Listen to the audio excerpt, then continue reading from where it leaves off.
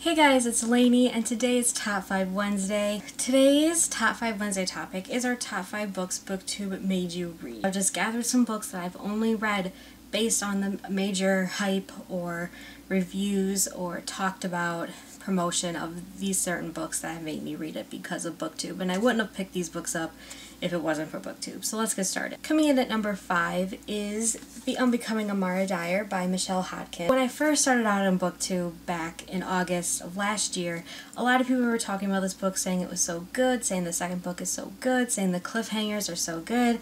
So I was really excited to read it because I absolutely love this cover.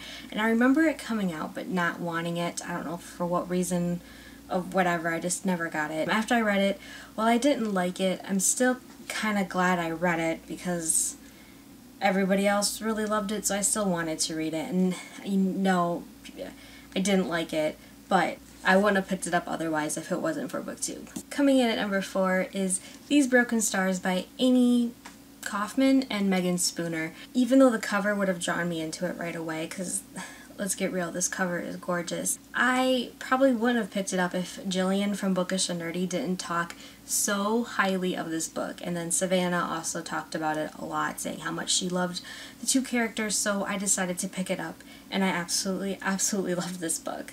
Coming in at number 3 is The Archive by Victoria Schwab. I know without a shadow in my mind I would not have picked this book up if it wasn't for the hype that Jessie from Jessie the Reader and Reagan from Peruse Project talked so highly about this book, and they were interacting with the author, and I thought that was really cool. I picked it up because of all this hype, and I've heard it was so good, and I'm so glad I did pick it up. So I have to thank BookTube in general for exposing me to some of these awesome titles, because I absolutely adored this book, and I adored the second book even more, and I wouldn't have experienced those feelings if it wasn't for BookTube. Coming in at number 2 is Shattering by Tara Maffei. I remember when the first book came out, and I did not like the cover.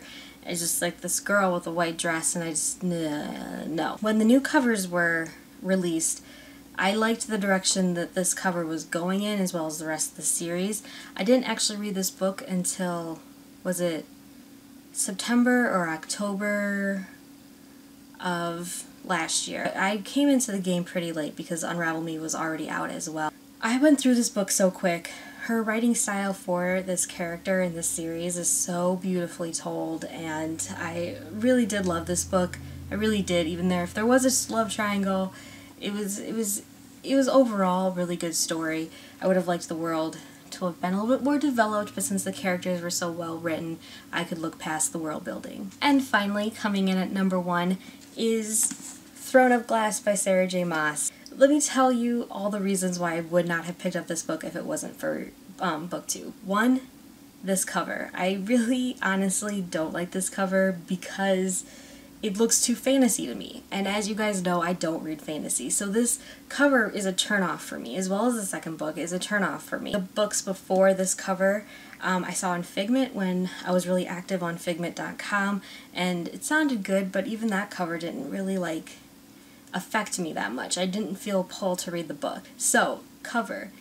The genre in itself I would not have picked up if it wasn't for BookTube. So many people were praising Selena, who's the main character, and I really love strong female characters, as does everybody, I feel like.